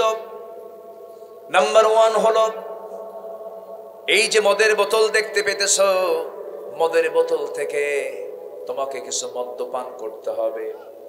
নাম্বার 2 হলো, তুমি যদি রাজি না হও আমার সঙ্গে জেনা করতে হবে, তাও যদি রাজি না হও। নাম্বার 3 হলো, এই যে শিশুর সামনে বসে আছে এই শিশুকে তোমার হত্যা করতে হবে। এই 3টা জটিল জটিল হারামের প্রস্তাব যখন তার সামনে দেওয়া হলো, তিনি শুধু শুনলেন, চোখের পানি ফেলে ফেলে কাঁদতেছেন, আহারে কি করি এখন? আমার সম্মান নিয়ে তো চরম খেলা শুরু হয়ে গেছে, বিপদ থেকে কেমন করে বাঁচি মনে মনে চিন্তা করতেছে। আমি যদি শিশুকে হত্যা করি, ফাকাতালান নাস জামিআ, গোটা পৃথিবীর মানুষকে যেন হত্যার শামিল, এত বড় গুনার কাজ না, আমি এটা করব না। যদি জেনা করি, জেনা করলে কি ঈমান থাকে না, ঈমান শেষ হয়ে যায়, জেনাও তো করা যাবে না। নাম্বার 3 হলো মদের বোতল, এটাও তো হারাম, এটাও তো স্পর্শ করা যাবে না। এই 3টা চিন্তা করতে করতে যে কোনো একটা বেছে নিতে হবে। আল্লাহওয়ালা মনে মনে ভাবলেন, ওই 2টা কাজ বাদ দিলাম, অন্তত মদের একটা ঠোক মেরে আমি এখান থেকে বেঁচে যাই। উনি ভাবলেন, ওনার কাছে মনে হলো মদ্যপানটা একটু দুর্বল গুনাহ হতে পারে, কিন্তু মদ হলো সমস্ত পাপের মা। আমার কথা কি বোঝা যায়? আমার ভাইয়েরা, মদ্যপান কেন হারাম, কি জন্য হারাম? মদ যে বানানো হয়, মদের যে সোর্স, আপনি আঙ্গুর খাবেন, আঙ্গুর খান, আঙ্গুর খেতে কোনো বাধা নাই, কিন্তু আঙ্গুরকে আপনি পচায় রেখে খাবেন, এটা খাওয়া যাবে না। ধরুন এই যে মাটি, এই মাটি থেকে কিন্তু ইট বানানো হয়। ইট যখন বানানো হয় না, ইট যখন পোড়া হয় না, সেই কাদা মাটি যদি আপনার মাথায় মারা হয়, আপনি কি মরে যাবেন নাকি? মরবেন না। কিন্তু যখন ওই কাদা মাটি যখন আপনি আগুনে পোড়াবেন, তখন আপনার শক্ত ইট হয়ে গেল, মাথায় মারলে বাঁচবেন না, মরবেন, মরে যাবেন, আপনি আহত হয়ে যাবেন। একই উপাদান, কিন্তু আল্লাহ বলছেন, বান্দারে আমি তোকে আঙ্গুর দিয়েছি, আঙ্গুরটা তুই খেয়ে নে, ফলটা তুই খেয়ে নে, এটাকে তুই পচাতে পারবি না, এটাকে তুই প্রসেস করতে পারবি না, মদ্যপান করতে পারবি না। কেন? মদ পান করলে পরে শারীরিক ক্ষতি অনেক। পৃথিবীর কোন ডাক্তার বলবে না মদ্যপান শরীরের জন্য ভালো। আল্লাহ তাআলা 1 নাম্বার কন্ডিশন যেটা বলেছেন, কারণটা বলেছেন, মদ্যপান করলে পরে বান্দা তাল না মাতাল? বলেন তাল না মাতাল? যে মাতাল হয়ে গেলে সেই লোকের দ্বারা কি করা অসম্ভব বলেন তো? কোনো কিছু কি অসম্ভব? যে মাতাল সে তো নিজেই রাজা। যখন মাতাল হয় ও কি কয়? আমি রাজা। ওকে আসলেই রাজা? বলেন তো ওকে আসলেই রাজা? রাজা না, ও তো মহারাজা হয়ে বসে থাকে। আর প্রজা যদি রাজা হয় মদ খায়া, তাহলে বলেন তো নিরাপদ না বিপদ? বিপদ। সে যদি নিজেই বলে আমি ডিসি, মদ খাইয়া কি কয় আমি ডিসি, তাহলে বিপদ না? বলেন তো বিপদ না? বিপদ। এক মদারু মদ খায়া রাত 3টার দিকে বাড়িতে আসছে, দরজায় নক করছে। দরজায় নক করে বলতেছে, দরজায় নক করে ডাকতেছে, এই দরজা খোল। বউ টের পাইছে রাত 3টার দিকে আসা মানে ও কিছু খাইছে, কারণ বউ তো জানে তার স্বামী কেমন। এই পৃথিবীতে সবচেয়ে শ্রেষ্ঠ সার্টিফিকেট কি জানেন? শ্রেষ্ঠ সার্টিফিকেট হলো যে স্বামী তার বউয়ের কাছ থেকে চরিত্রের সার্টিফিকেট নিতে পেরেছে। আলহামদুলিল্লাহ বলেন। এবং যে স্ত্রী তার স্বামীর কাছ থেকে চারিত্রিক সনদ নিতে পেরেছে। অর্থাৎ যদি কোনো স্বামীর বউ যদি বলে, কোনো ব্যক্তির বউ যদি বলে আমার স্বামীটা খুব ভালো, আল্লাহ বলবেন ওই বান্দা আমার কাছে ভালো। একটু আস্তে করেন সুবহানাল্লাহ। আমি কি আলোচনা চালাবো? যদি কোনো স্বামী বলে আমার বউটা খুব ভালো, আমার আল্লাহ বলেন ওই বান্দিটাও আমার ভালো। যেরকম সুবহানাল্লাহ। কারণ পাবলিকের কাছে আসলে আসল চরিত্র টের পাওয়া যায় না। যখন মঞ্চে আসে, দেখেন না কিছু কিছু অতিথিরা আসে মঞ্চে, মাথায় টুপি আর সাদা কাপড় চোপড়, মনে হয় তার ড্রেস এবং তার কথা শুনে মনে হয় আসমান থেকে এখনই ফেরেশতা জিব্রাইল চলে আসছে, এরকম মনে হয় না? কিন্তু ও মদ খায় না গাঁজা খায়, ওর চরিত্র ঠিক না লুজ, এটা বলতে পারে বাড়ির কে? কথা বোঝেন নাই? ও বলতে পারে। এটা কত বোতল মদ খায়, এটা বউটা বলতে পারে। এই জন্য রাসূল বলেছেন আমি আমার স্ত্রীদের কাছে ভালো, তোমরা তোমাদের স্ত্রীদের কাছে ভালো হও। বলি আলহামদুলিল্লাহ। দেখবেন অনেকে বাইরে খুব সুবিশাল, এত সুন্দর আচার আচরণ, কিন্তু এত বদমেজাজি। এই বদমেজাজি এটা বোঝে বাইরের লোক না ভিতরের লোক? ভিতরের লোক। সবাই কয় এই লোকটা খুব বুজুর্গ, বউ কয় বুজুর্গ। কি কথা বলছেন? এই জন্য সবার কাছে ভালো হওয়ার আগে আমরা আগে ভালো হব কার কাছে? বউয়ের কাছে। এই যাদের বউ নাই তোমরা কি কও? তোমার কার কাছে ভালো ভাই? বউ বউ করতেছো কেন এখন? হ্যাঁ,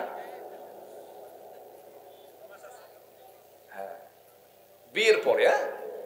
হ্যাঁ, বিয়ের পরে বলবো, এখন তো চুপ করে থাকতে হবে। ও কয় বউয়ের কাছে তালে মারছে। আমার নবীজি কি সুন্দর কনসেপ্টটা দিয়েছেন দেখেন। বউ হচ্ছে ইমানের পাহারাদার। আপনি স্ত্রীকে সাথে নিয়ে যাবেন, আপনার চোখ হেফাজতে থাকবে, আপনি সব দিক থেকে নিরাপদে থাকবেন। আমার রাসূল কোথাও গেলে লং সফর হলেই একা যেতেন না, সাথে নিতেন তার স্ত্রী, সাথে নিয়ে চলে যেতেন। এমনকি উহুদের যুদ্ধেও নিয়ে গেছেন, তাবুকের প্রান্তরে নিয়ে গেছেন, সব জায়গায় নিয়ে চলে গেছেন আমার রাসূল স্ত্রীকে। এমনকি একবার হজ করেছেন রাসূল জীবনে, একবার হজ। সেই হজের সফরেও আমার নবীজি আম্মা জান আয়েশাকে সাথে নিয়ে চলে গেছেন। এবং ইহরামের কাপড় পরার আগে তিনি সহবাস করে ফরজ গোসল সম্পূর্ণ করে এরপরে ইহরামের কাপড় পরেছেন। বউকে সাথে নিয়ে যাওয়া হলো ঈমান রক্ষার বিশাল একটা মাধ্যম। বউর সাথে নিয়ে যাচ্ছেন আপনি, আপনি বউকে পাশে রেখে অন্য কোনো মহিলার দিকে চায় থাকতে পারবেন? যদি চেয়ে থাকেন, আর বউ যদি দেখে, বলেন হয়তো হঠাৎ করে আপনি বউকে পাশে রেখে 30 সেকেন্ড অন্য কোনো মহিলার দিকে তাকায় আছিলেন, সেই সময় বউ শুধু দেখবে, কিছু বলবে না, বাইরে তো, আগে চল। কথা বলছেন? বাড়িতে যাওয়ার পর হয়তো ডাকতেছেন সুইটি এইদিকে আয় তো, এ কিসের সুইটি তোমার, ছায়া থাকো আরেক দিকে। এটাই। রাত 3টার দিকে দরজায় ডাক দেওয়া মানে বউ টের পাইছে যেটা আমার স্বামী মদ না খায় এখন এত রাতে আসে নাই, দরজা খুলতেই ভয় পাচ্ছে। ছেলেকে ডাক দিয়ে বলে বাজান আয় তো, তোর বাপ আসছে, দরজা খুলতে হবে। ছেলেরা তো জানে বাবার কাণ্ড কিছু বোঝে তো বড় ছেলের সাথে নিয়ে বউ চলে আসছে দরজা খুলতে। দরজা যখন খুলছে স্বামীর চেহারার দিকে তাকায় দেখে চোখ লাল টকটকা, মানে ভাবি আলাদা, লাল টকটকা চোখ নিয়ে বউয়ের দিকে তাকায় বলে, আম্মা আসসালামু আলাইকুম, আম্মা আসসালামু আলাইকুম। কি বলছে? বউ কি আম্মা? আচ্ছা, ও কি বলছে না মদ খায় বলছে? বলেন, ও কি সুস্থ না অসুস্থ? অসুস্থ। বউরে আম্মা কইছে। আম্মা বলার সাথে সাথে এখন বউকে, হাইরে আমার পোড়া কপাল, তোমার কি একটু হুঁশ হলো না? পাশে একটা ছেলে দাঁড়ায় আছে, ওর সামনে তুমি আমারে আম্মা বলে ডাকো। ছেলের দিকে তাকায় বলে, দুলা ভাই আসসালামু আলাইকুম। বলবি তো, হেড অফিসে সমস্যা। তাহলে এই লোকের দ্বারা নিজের বউ আর ভাইয়ের বউ পার্থক্য করার ক্ষমতা আছে? বলেন তো, পার্থক্য করার ক্ষমতা আছে? কোনটা নিজের বউ আর কোনটা ভাইয়ের বউ? কোনটা নিজের বউ আর কোনটা আমার ছেলের বউ? যে নেশা করলে পরে এটাকে পার্থক্য করতে পারে না, সেই মাদক, সেই নেশা কি হালাল হতে পারে? আসতে বলবেন না, পারে? পারে না। আল্লাহ তাআলা বলছেন, বান্দা ভালো কাজ করে আসো, হারাম কাকে ছাড়ো। সারা জীবন তাসবিহ তাহলিল করলাম, তাহাজ্জুদ পড়লাম, আওয়াবিন পড়লাম, নফল পড়লাম, কিন্তু সুদের মধ্যে জড়িত আছি। সারা জীবন আপনি এগুলো নফল নামাজ পড়েন নাই, কিন্তু সুদ খান নাই, এটাই আপনার জন্য ভালো। কথা কি ক্লিয়ার? কথা কি বোঝা যায়? কিছু নফল ইবাদত বাদ পড়ে গেছে, জিকির আজকার কিছু বাদ পড়ে গেছে, এটা আপনার জন্য বড় প্রবলেম নয়। বড় প্রবলেম হয়ে যাবে কিয়ামতের দিন আপনার জন্য বড় বড় গুনাহ। আল্লাহ বলছেন, বান্দারে বড় বড় গুনাহ যদি ছেড়ে দাও, ছোট ছোট গুনার দিকে আমি আল্লাহ নজরই দেব না, মাফ করে দেব। আল্লাহ রাব্বুল আলামিন সুন্দর করে বলছেন, ইন তাজতানিবু কাবাইরা মা তুনহাউনা আনহু নুকাফির আনকুম সাইয়্যাতিকুম ওয়া নুদখিলকুম মুদখালান কারীমা। বান্দা, তুমি যদি বড় বড় গুনাহগুলোকে ছেড়ে দাও, ছোট ছোট গুনার দিকে আমি আল্লাহ তাকাবই না, সবকিছুকে মাফ করে আমি তোমাকে সম্মানজনক জান্নাত দিয়ে দেব। এই জন্য বড় বড় কবিরা গুনাহগুলো করা যাবে না। আলা উনাব্বিউকুম বিআকবারিল কাবাইর। ও সাহাবীরা, আমি কি তোমাদেরকে বড় বড় কবিরা গুনার কথা বলবো নাকি? হ্যাঁ রাসূল, আপনি বলুন। রাসূল বলেন, নাম্বার 1 আল ইশরাকু বিল্লাহ, আল্লাহর সঙ্গে শিরিক করবা না। নাম্বার 2 উকুকুল ওয়ালিদাইন, পিতামাতার সঙ্গে খারাপ আচরণ করবা না। নাম্বার 3 কাউলুজ জুর, বাজে কথা বলবা না। আমার বন্ধুগণ, এই 3টা বড় বড় গুনাহ আজকের সমাজে আছে না নাই? আসতে বলবেন না, আছে না নাই? পিতামাতার সঙ্গে খারাপ আচরণ করে, পিতামাতার সঙ্গে নাফরমানি করে, খারাপ আচরণ করে। এর কারণটা কি? এর কারণ কিন্তু বহুবিধ আছে। এর মধ্যে অন্যতম কারণ হলো সন্তানগুলোকে বাপ মা সুশিক্ষা দেয় নাই। শুধু সন্তানকে দোষ দিলে হবে না, তো সন্তানকে শিক্ষা দেওয়ার পরে দোষ ধরতে হবে। আপনি সন্তানকে শিখালেন না কিছুই। আমি ঢাকাতে মসজিদের জুমার খুতবা আদায় করি, খুতবা দেই। এই সুবাদে কিছু পার্সোনাল কিছু মুসল্লি, আমার পরিচিত কিছু মুসল্লি আছে, যাদের সঙ্গে সুখ দুঃখের গল্পগুলো একটু ভাগাভাগি করি। এখন এখানে যারা শুনতেছেন তাদের সঙ্গে তো আমার এরকম গল্প ভাগাভাগি করার সুযোগ নেই। আপনার মনের দুঃখ, আমার কথাগুলো আমি তো বলতে পারবো না, কারণ আমি একদিনের জন্য এখানে আসছি। কিন্তু জুমার নামাজ কি একদিন? মাঝে মাঝে যাওয়া হয়, পরিচয় হয়।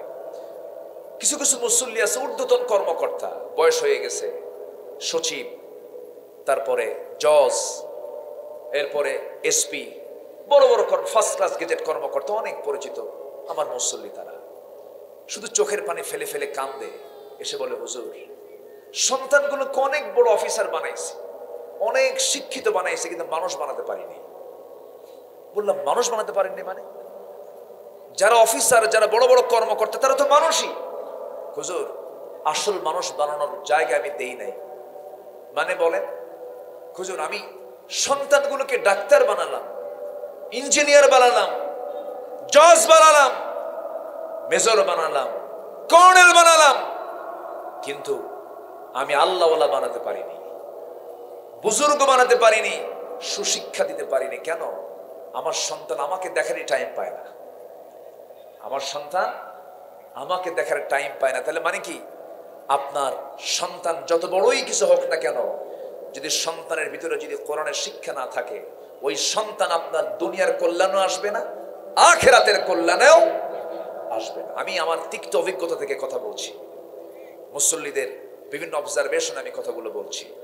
নিজের চোখে দেখা গাজীপুরের বৃদ্ধাশ্রমগুলো দেখেছি। সেখানে বড় বড় অফিসার, বৃদ্ধ কর্মকর্তা, অনেক বড় বড় ব্যক্তি, তারা বৃদ্ধাশ্রমিকে আশ্রয় নিয়েছে। সন্তানগুলো বড় বড় কর্মকর্তা, ওই সন্তানগুলো বাপ মাকে দেখার সময় না পেয়ে তাদেরকে বৃদ্ধাশ্রমে রেখে চলে যায়। যেরকম নাউজুবিল্লাহ। যে শিক্ষা তোমাকে বাপ মার সেবার শিক্ষা দিতে পারে না, ওই শিক্ষা কোনো শিক্ষাই না। আসতে বলেন, জোরে বলেন ঠিক কিনা? শেষ বয়সে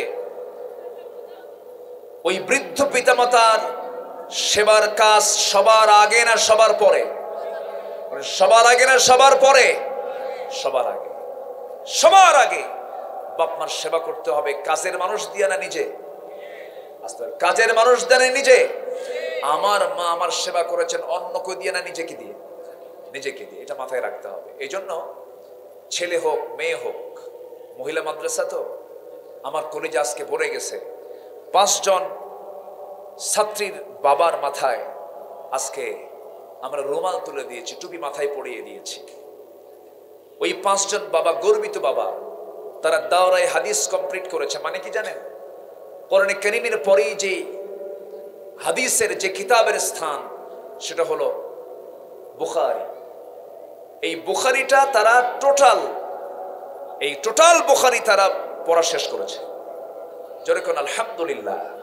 তাহলে একটা মা যদি, একটা নারী যদি একটা বুখারী শরীফের মতো এই বিশাল বড় কিতাব, সিয়াসিত্তের ভিতরেও আবার 1 নম্বরে যে হাদিস গ্রন্থ সেটা হলো বুখারী, এই বুখারী যদি শেষ করতে পারেন কোন একটা মা, অন্তত যদি একবার পড়ে চোখ বুলায় যদি পড়তে পারেন, দিনের কিন্তু অনেক জ্ঞান তার হাসিল হয়ে গেছে বলে গণ্য হয়ে যায়।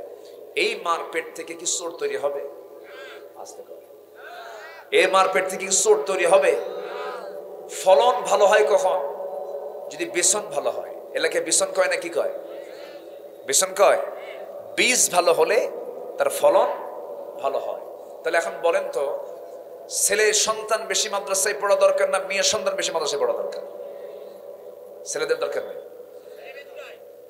হ্যাঁ, আমি এই জন্যই প্রশ্ন করছি। উনি খুব সুন্দর করে উত্তরটা দিয়েছেন। একদম আমার প্রশ্ন ছিল ক্রিটিক্যাল, উনি উত্তর দিয়েছে খুব ক্রিটিক্যাল করে। আলহামদুলিল্লাহ। তাহলে সন্তান মাদ্রাসায় দিতে হবে, ছেলে হোক মেয়ে হোক। মিন যাকারিন ওয়া উনসা, ছেলে হোক মেয়ে হোক। চোখ বন্ধ করে আগে কোথায় দেব সন্তানকে বলেন? আরো জোরে বলেন, আরো জোরে বলেন। এখন প্রশ্ন, অনেকে বলে হুজুর মাদ্রাসায় তো দেব, কি করে খাবে? কি বলে কি করে? উনি মাদ্রাসায় পড়ছেন, পরিচয় দিয়েছেন, উনি হাটহাজারী ছাত্র না, পটিয়া থেকে উনি দাওরায়ে হাদিস কমপ্লিট করেছেন। এখন উনি কি করেন? ব্যবসা করেন। তাহলে ওনার বাবা যখন মাদ্রাসায় দিচ্ছেন তখন কিরকম চিন্তা করছিল যে কি করে খাবে? শোনেন, বুদ্ধি থাকলেই রিজিক আসে না। বুদ্ধি থাকলে রিজিক আসে, শক্তি থাকলে রিজিক আসে না। দেখবেন অনেক গ্রামের মূর্খ মানুষ, কিচ্ছু বোঝে না, পাগলা সাইজের মানুষ, ভাতের অভাব নেই। আর অনেক বুদ্ধি গিজ গিজ করে মাথায় ভাত পায় না। আছে না নাই? ওরে বুদ্ধি দেয়, কিন্তু নিজের বাড়িতে ভাত নেই। আছে না? এরকম আছে। আচ্ছা, বনের রাজা কি? বনের রাজা সিংহ, ও কিন্তু মাঝে মাঝে এত শক্তি, ওর মাঝে মাঝে শিকার করতে না পেরে না খেয়ে থাকে, খাবার পায় না। তার শক্তি থাকলে কি খাবার আসে? আবার দেখেন ছোট্ট বাবুই পাখি, সেই বাবুই পাখি বাসা বাঁধে কোন গাছে? কোন গাছে বলেন? দুর্বল গাছ না মজবুত গাছ? এই বুদ্ধি দিল কে? আল্লাহ। এবং যে ডালে বাসা বাঁধে সে ডালটাও কি দুর্বল? খুব মজবুত ডাল। এটাকে সে সিলেকশন করে এমন সুন্দর বাসা বানায়। আমার তো মনে হয় পৃথিবীর কোন আর্কিটেক্ট, কোন ইঞ্জিনিয়ার, আমার মনে হয় বাবুই পাখির মতো একটা বাসা সব ইঞ্জিনিয়ার এক জায়গায় হলো বানাতে পারবে না। পারবে? পারবে না। দেখেন আল্লাহ তাআলা ওর ছোট্ট পাখি, ওর বাসার ব্যবস্থাপনা কত সুন্দর করে দিয়েছে, তুই ওই এই জায়গায় বাসা বানা। এবং সেই বাসার ভিতরে আছে হলো ড্রয়িং রুম, ডাইনিং রুম, আবার আছে হলো মাস্টার বেড। বাবুই পাখি তার বউ নিয়ে মাস্টার বেডে শুয়ে থাকে। কোনো অতিথি যদি আসে, এসে ওই বেলকনিতে এসে একটা কলিং বেল চাপে, বেডরুম থেকে পুরুষ বাবুই পাখি বের হয়ে এসে ঠোঁটের সঙ্গে ঠোঁট মিলাই দিয়ে সালাম কালাম দিয়ে বলে, দোস্ত আসছো, ভালো কথা, এই যে ড্রয়িং স্পেস, সোফা সেটে বসো, ভিতরে বউ শুয়ে আছে, পর্দার খেলাফ হয়ে যাবে। আল্লাহু আকবার বলবেন না? বাবুই পাখি কোনোদিন কি না খেয়ে থাকে? আচ্ছা, ওর জীবন যাত্রা, ওর লাইফ স্টাইল কি আমার চাইতে দুর্বল না মজবুত? আমার কাছে মজবুতই মনে হয়। কারণ দেখেন, আমি এখানে আসছি, গতকালকে ছিলাম যশোর, যশোর থেকে আমি এখানে আসলাম, আমাকে বাই রোডে আসতে হলো। কেন? রাতের বেলা বিমান নাই এয়ারপোর্টে। যশোরে যদি আমি যাই তাহলে দিনের বেলা ইমিগ্রেশন ক্রস কইরা ব্যাগ ট্যাগ দিতে হবে, লকারে দিতে হবে, এরপরে বিমানের পাইলটকে বুঝাতে হবে, আবার বোর্ডিং পাস নিতে হবে, সেখানে যেতে হবে, বিমানে চড়ে আবার আইসা এখান থেকে নেমে আবার গাড়িতে চড়ে আসতে হবে, কত ঝামেলা। দেখেন, আমরা কিন্তু মানুষ, কত ঝামেলা করে সেই এয়ারপোর্টে যাওয়া লাগে। বাবুই পাখির কি কোনো এয়ারপোর্ট লাগে? ওর এয়ারপোর্ট কই? বলেন কোথায়? শুধু ঘরের মধ্যে থেকে বের হবে, বের হওয়া মাত্রই আল্লাহ তাআলা তার মাথার ভিতরে মোটর দানার মতো ছোট্ট একটা ব্রেন দিয়েছেন। মোটর দানা, ছোট্ট ব্রেন। ওই ব্রেনের মধ্যে একটা ফাংশন আছে, সেটা হচ্ছে ওখানে ফাংশনে গিয়ে শুধু ক্লিক করে, আমি এখন উড়ব, আমি এখন কি ফ্লাইং। এই ফ্লাইং এ যখন সে একটা চাপ দেয়, ব্রেন কাজ করে, পাখাটা দুই দিকে ছেড়ে দিল, উড়ন্ত হয়ে গোটা জমিন ঘোরাফেরা করে। আবার যখন তার খাবার খাওয়া শেষ হলো, সে কি স্থলভাগ দিয়ে গাড়ি নিয়ে আসে না বিমানে চড়ে আসে? তাহলে আমরা মানুষ বিমানও চড়ি, হাঁটি, বেকায় দেয় পরি, কত ঝামেলায় থাকি। কোনোদিন কি একটা বাবুই পাখির কোনো যানজট লাগছে? গোবিন্দগঞ্জের যানজট আছে না নাই? এই গোবিন্দগঞ্জের যানজট আছে না নাই? কোনোদিন কি বাবুই পাখি ওই এলাকায় যেগুলো বসবাস করে, তারা কি কোনোদিন কইছে গোবিন্দগঞ্জের যানজটে আমি আটকা আছি, একটু দেরি হবে আমার? কইছে কি কখনো? বাবুই পাখি কে দেখেন?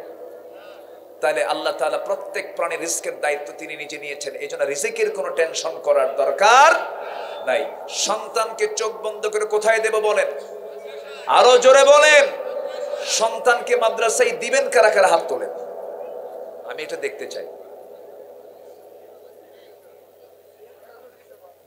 কারা কারা দিবেন? এই যারা বিয়ে করেন তারা হাত তোলো। সমস্যা কি? বিয়ে করবা, বাচ্চা হবে, এরপরে দিবা। হ্যাঁ, আর যাদের বাচ্চা কাচ্চা বিয়ে শাদী হয়ে গেছে, দেওয়ার সুযোগ নাই, তারা হাত তুলে কি করবেন? তারা এখন কাঁদেন।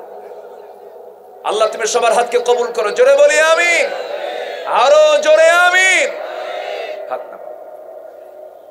সম্মানিত ভাইয়েরা, আমি খুবই আনন্দিত যে এই প্রত্যন্ত অঞ্চলে বিরামপুরের মতো এমন একটা জায়গায় সম্পূর্ণ মাস্টার্স লেভেল দাওরায়ে হাদিস মাদ্রাসা। বলি আলহামদুলিল্লাহ। মুহতামিম সাহেব কোথায়? হায় রে আল্লাহ, আপনি নিচে কেন? জি আলহামদুলিল্লাহ, অলরাউন্ডার। এগুলো প্রতিষ্ঠান চালানো যে কত জটিল কাজ। আল্লাহ তুমি তার এই খেদমতকে তুমি আল্লাহ কবুল করো। তিনি আদর্শ মা গঠন করছেন। একটা আদর্শ মা গঠন করলে একটা আদর্শ জাতি গঠন করা সম্ভব। আজকে এই সমস্ত ব্যক্তিদেরকে জাতীয় পুরস্কার দেওয়া উচিত ছিল। সরকারের পৃষ্ঠপোষকতা এই সমস্ত মাদ্রাসাগুলোর দিকে খেয়াল করা দরকার ছিল। একটা মা যদি গঠন করা হয়, একটা জাতি গঠন হয়ে যায়। ধরেন আজকে যে 5টা ছাত্রীর বাবার মাথায় যে রুমাল তুলে দেওয়া হলো, ওই 5টা মেয়ে কোথাও বিয়ে হয়ে যাবে। যখন বিয়ে তো হবে, আমরা দোয়া করি ভালো বিয়ে হয়ে যাক, জোরে বলি আমিন। এই মেয়েরা যখন মা হবে, বলুন তো তার যে সন্তানগুলো আসবে, এই সন্তানগুলোর কোরআন শেখার জন্য তাদের জন্য সহজ হবে না কঠিন হবে? আমি আমার কথাই বলি। আমি তেলাওয়াত শিখেছি আমার মার কাছ থেকে। আমার আম্মা আমার তেলাওয়াত শিখাইছে। মানে প্রথমে আমি যখন আমার 4-5 বছর বয়স, আমার মনেই নাই আমি আমপারা কোন দিন মুখস্থ করছি। আম্মা তেলাওয়াত করতেন, বসতাম, শুনতাম, এটা কবিতার মতো করে মুখস্থ হয়ে গেছে। তো এরকম করে যদি প্রত্যেকটা পরিবারে মায়েরা যদি সন্তানকে নার্সিং করেন, ওই সন্তান অন্তত ওই সমস্ত নেতার পিছনে যাবে না যে সমস্ত নেতারা মসজিদে না গিয়ে দুর্গা পূজার অনুষ্ঠানে যায়, ঠিক কিনা? এগুলো হবে না, বদমাইশ হবে না, চোর হবে না, বাটপার হবে না। এই জন্য সন্তানগুলোকে আমরা মাদ্রাসায় দেবো। জোরে বলি ইনশাআল্লাহ। আল্লাহ তুমি কবুল করো, আল্লাহ তুমি কবুল করো। ওই যে আল্লাহর ওলি এক পতিতা নারীর ঘরের মধ্যে আটকে পড়ে গেছেন, মনে আছে আপনাদের? মনে আছে? কইছি আলোচনা আছে না নাই এখনো? আচ্ছা বসেন। জি না ঠিক আছে, আমি আজকে সবার আগে উঠছি আলহামদুলিল্লাহ। আমি কি শেষ করে দেব? আলোচনা চালাই? জি জোরে বলি ইনশাআল্লাহ। ইনশাআল্লাহ। সম্মানিত ভাইরা, তাই না? আমাদের ভাইজানের মানে ভাবি যিনি, উনিও বড় আলেমা আলহামদুলিল্লাহ বলেন। জি অসুস্থ দোয়া চেয়েছেন। এবং ভাইটার নাম কি? মাওলানা আব্দুল নূর, নূরের বান্দা। উনি নিজেও তো একটা নূর আলহামদুলিল্লাহ বলেন। নূর মানে আলো, নূর মানে কি? আলো। যেখানে গেলে অন্ধকার দূর হয়, তো অন্ধকার দূর করার দরকার আছে না নাই? আচ্ছা মাদ্রাসায় জি আমরা দোয়া করব তার জন্য, তার মার জন্য, সবার জন্য, আপনাদের সবার জন্য দোয়া হবে আলহামদুলিল্লাহ বলেন। এখন আমি যে আয়াতটা ধরেছি কোন সূরা বলেন তো? দুরূদ পড়লেন না? বলেন এই সূরার নাম নিলেও তো দুরূদ পড়তে হবে। সূরাতু মুহাম্মদ সাল্লাল্লাহু আলাইহি ওয়াসাল্লাম 12 নম্বর আয়াত। কয় নম্বর আয়াত? এত ক্লিয়ার করে আল্লাহ তাআলা এখানে বুঝাইছেন দেখেন। আমি শুধু মিলায়ে দিচ্ছি, যে মতচদ নিয়ে আলোচনা করলাম যে একটু আমি মিলায়ে দিই। দেখেন আল্লাহ তাআলা এখানে কি বলছেন। আল্লাহ রাব্বুল আলামিন বলেন ইন্নাল্লাহা ইউদখিলুল্লাযীনা আমানু ওয়া আমিলুস সালিহাত জান্নাতিন তাজরি মিন তাহতিহাল আনহার والذين كفروا يتمتعون ويأكلون كما تأكل الأنعام والنار مثوى لهم। ঈমান যারা আনবি, সৎকর্ম যারা করবে, আল্লাহ তাদেরকে দাখিল করবেন জান্নাতে, যার নিম্ন দেশে নদী প্রবাহিত, যার নিম্ন দেশে দরিয়া প্রবাহিত। আর যারা কুফরি করবি, যারা ঈমান আনবে না, ঈমান আনবে আবার কুফরি করবে, যারা মুনাফিকি করবে, যারা ঈমান পরিপন্থী যারা কাজ করবে, আল্লাহ তাআলা তাদের ব্যাপারে বলছেন এরা ভোগ বিলাসে মত্ত থাকবে। দুনিয়ার ভোগ বিলাস মানে সেখানে এক নাম্বার হলো কি? মদ। এক নাম্বার কি? মদ। ভোগ বিলাসে যারা মত্ত থাকবে, ভোগ বিলাসে যারা মশগুল থাকবে, আল্লাহ তাআলা বলছেন তাদের খাবারটা কেমন? আল্লাহ তাআলা বলছেন ইয়াতামাত্তাউনা ওয়া ইয়াকুলুনা কামা তাকুলুল আনআম। এই সমস্ত ব্যক্তিদের খাবার হলো তারা জন্তু জানোয়ারের মতো তাদের পেটটা শুধু পুরা করে। জন্তু জানোয়ার যেমন সে কিছুই বোঝে না, উদর পূর্তি করে সে শুধু শুধু খায় আর ঘুমায়। এই সমস্ত ব্যক্তির পরিচয় হলো জন্তু জানোয়ারের মতো, তারা শুধু উদর পূর্তি করে। আল্লাহ তাআলা বলছেন এই সমস্ত বান্দার জন্য ওয়ান্নারু মাসওয়াল লাহুম, এই সমস্ত বান্দার জন্য আল্লাহ তাআলা জাহান্নামটা নির্ধারণ রেখেছেন। জোরে কর নাউযুবিল্লাহ। ইয়াতামাত্তাউন কাফারু ওয়াল্লাযীনা কাফারু ইয়াতামাত্তাউন, যারা ভোগ বিলাসে মত্ত থাকে, যারা মদকে, যারা জেনাকে, যারা নারীকে, যারা জুয়াকে, যারা সুদকে তাদের পুঁজি মনে করে, আল্লাহ তাআলা বলছেন এদের জন্য আমি আল্লাহ রাব্বুল আলামিন তাদের জন্য জাহান্নামটা বরাদ্দ রেখেছি। জোরে বলি নাউযুবিল্লাহ। তাহলে সেই মদ, সেই জুয়া, সেই সুদ, সেই জেনা সমাজ থেকে বন্ধ হোক সবাই চান না? সবাইকে চান না আপনারা? যদি চান তাহলে সমাজে চালু করতে হবে কার বিধান? আসতে বলবেন না কার বিধান? সেই বিধান কেমনি চালু হবে? একটা বিষয়কে বিজয়ী করার জন্য সেখানে ঘাম ঝরানোর দরকার আছে না নাই? দিন কায়েমের জন্য শুধু ঘাম ঝরালে জান্নাত পাওয়া যাবে না। দিন কায়েমের জন্য আল্লাহ শর্ত জড়িয়ে দিয়েছেন, জান দিতে হবে, মাল দিতে হবে, আমি তোকে জান্নাত দিয়ে দেব।